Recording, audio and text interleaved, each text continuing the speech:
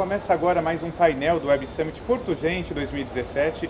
Hoje o convidado é um ilustre convidado, é o presidente da Companhia Docas do Espírito Santo, que administra o Porto de Vitória, Luiz Cláudio Santana Montenegro. Ele veio conversar um pouco com a gente a respeito de um documento protocolado por ele em setembro no Tribunal de Contas da União, pedindo mudanças na legislação nacional dos portos, que é justamente o tema do nosso Web Summit. Então, obrigado, Montenegro, e eu gostaria que falasse por que você tomou essa iniciativa e quais são essas mudanças solicitadas no documento. Pois é, Bruno. Nós já há algum tempo, no setor portuário, nós temos discutido um novo papel para as autoridades portuárias. Um papel mais empreendedor, assim, essa é a ideia. E hoje nós temos uma dificuldade que o nosso único modelo de realizar contratos em portos públicos é o modelo de arrendamento. Existem algumas variantes, mas assim, estão todas sobre o mesmo modelo. O modelo de arrendamento, ele ficou perdido no passado. Assim, hoje ele é um modelo obsoleto, com muito engessamento. Então, quando você faz um arrendamento portuário, você está prevendo qual é a carga que vai ser movimentada naquele terminal, a área em que que os investimentos vão acontecer, e fazendo essa previsão a longo prazo. Nós estamos falando de 25 mais 25 anos, agora até com a perspectiva de 35 mais 35, então eu estou planejando para 70 anos para o futuro. É muito difícil você estabelecer um planejamento baseado na dinâmica de mercado para 70 anos. Então, ao longo do tempo, você precisa expandir esse terminal, você precisa agregar áreas ou agregar novas operações a essa. Muda o mercado, muda o tipo de operação. O café, que antigamente era movimentado em sacaria, hoje é movimentado em contêiner. A soja já está sendo movimentada em contêineres. Então, se você não faz uma previsão de maior dinamismo, você fica preso. E o arrendamento, ele trata da área. Então, você arrenda uma área específica e você está preso nela. Se você, por um acaso, quer expandir essa área, o tratamento dado a essa questão é muito burocrático, porque você originalmente licitou uma área específica. Quando você muda essa área, você mudou as condições iniciais da sua licitação. Então, nós ficamos engessados em alguns arrendamentos que a gente fez no passado e a gente hoje tem muita dificuldade em mudar. Tem inúmeros exemplos no Brasil inteiro. E aí o que a gente está propondo é o seguinte, é uma visão um pouco diferente disso. Eu preciso ter uma visão muito mais dinâmica, muito mais ágil para isso. E o que eu disse ao ministro, e na verdade essa discussão com o ministro Bruno Dantas lá no TCU, ela começou já há quase um ano, a gente conversou numa oportunidade em Vitória, e ele dizia o seguinte, você tem razão, nós precisamos olhar para isso. E olhar, por que a gente precisa olhar para isso? Eu tenho hoje muitas áreas desocupadas no Porto de Vitória, por exemplo. Eu tenho um porto que eu administro, que é o Porto de Barra do Riacho, que toda a área que é pública, está desocupada, assim, a gente está com a área toda disponível. E por que eu estou com as áreas desocupadas? Assim, é porque eu não sou um bom gestor, é porque eu não consigo fazer as coisas com rapidez? Hoje todos esses arrendamentos são feitos em Brasília. É porque Brasília não consegue dar dinamismo? Não, no passado eram as próprias autoridades portuárias. É porque o modelo é ruim. Nosso ritmo de fazer arrendamentos tem sido, historicamente, um por ano. Eu digo para você que a gente deve ter umas 500 oportunidades no Brasil imediatas. Ao ritmo de um por ano, eu vou demorar 500 anos. Aproveitamento baixo. Então, eu estou com áreas vazias, eu tenho no Porto de Vitória 350 mil metros quadrados de área vazia e não consigo fazer contratos. Então, o que eu dizia ao ministro é o seguinte, ministro, nós precisamos ter agilidade na formalização de contratos. Não que a gente não queira licitar ou passar pelo processo de licitação pública, a gente tem que garantir isonomia, isso faz parte do processo. Mas por que, por exemplo, eu tendo 350 mil metros quadrados de área livre, e quando uma empresa, uma indústria quer se instalar, eu preciso efetivamente licitar. Se eu tenho área para todos os concorrentes se instalarem, por que eu preciso passar por um processo burocrático e esse processo burocrático me deixa com área vazia? E aí o tema principal é o seguinte, precisamos discutir a questão porque áreas públicas vazias são contra o interesse público. Eu preciso ocupar rapidamente essas áreas, porque com as áreas ocupadas, eu trago negócio, gero negócio, porto é atividade meio, não é atividade fim. Gero negócios, gero oportunidade, gero emprego, gero alternativas e assim, não há escassez. Porque o dia que isso acabar, eu construo mais porto. Então não há por que ter escassez. Eu tenho toda a costa para construir portos. Se há gente querendo investir, eu construo mais portos. O que a gente trata hoje é assim, é escassez, faz um processo burocrático, extremamente burocrático, eu não ocupo as áreas e aí minhas tarifas são altas porque eu tenho pouca gente para repartir os custos, eu deixo de gerar uma série de oportunidades interessantes para a economia e assim por diante. Eu brinco o seguinte, um exemplo que eu costumo dar, se o nosso modelo de retirada de malas do aeroporto fosse um modelo parecido com o de portos, você não tirava a sua mala de lá. Então nós precisamos pensar um modelo que seja dinâmico, que seja ágil. E essa foi a proposta de discussão. Nós não temos uma solução clara, mas temos algumas discussões que já foram feitas no próprio tribunal e que indicam para essa possibilidade de novos modelos de contratos alternativos, de contratos específicos para a indústria que quer se instalar, de chamada entre operadores que já estão pré-qualificados no porto, de contratos com concessionárias já estabelecidas de rodovia, de ferrovia.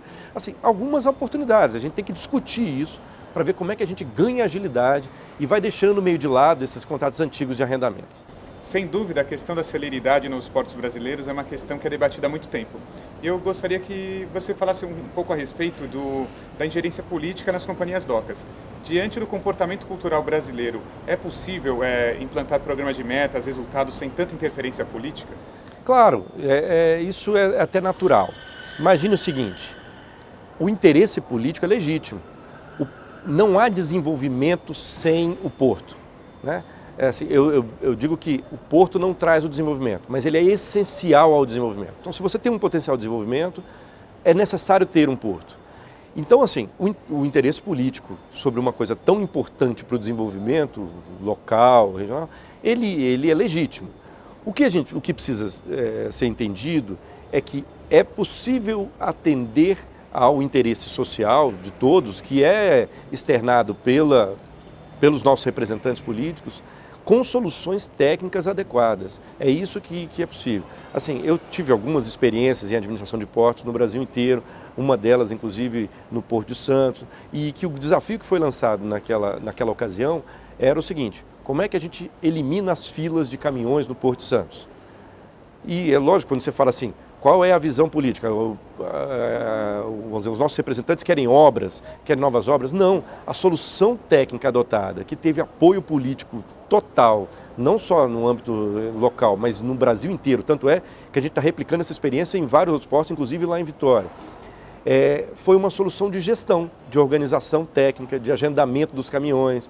Assim, não foi uma solução, vamos dizer, tradicionalmente de uma nova obra que gera... Operacional, não, né? Foi uma solução de gestão que traz resultado e toda a sociedade ganha. Eu lembro na época a gente era aplaudido pelos gestores municipais, os prefeitos, porque você, à medida que você não tinha mais fila, você descongestionava as cidades. O ganho político disso, que o aluno consegue chegar na escola sem atraso, ou a ambulância chega no hospital sem atraso, sem que o caminhão interfira, o ganho político está aí, o ganho social está aí. Então é lógico que é possível associar condições técnicas adequadas e gestão profissional bem montada com os interesses legítimos políticos, que são os nossos representantes que a gente elege e que estão lá para defender os interesses sociais. Então é sempre possível fazer isso e a gente tem que sempre focar nisso. Resultado, é como a gente tem feito em Vitória, a gente tem proporcionado bons resultados que trazem para toda a classe política a legitimidade que ele está brigando em defesa da sociedade. Bom, Montenegro, aproveitando a oportunidade, queria falar um pouco a respeito de o Porto de Vitória ter sido o primeiro porto brasileiro a implantar um sistema de controle de tráfego marítimo.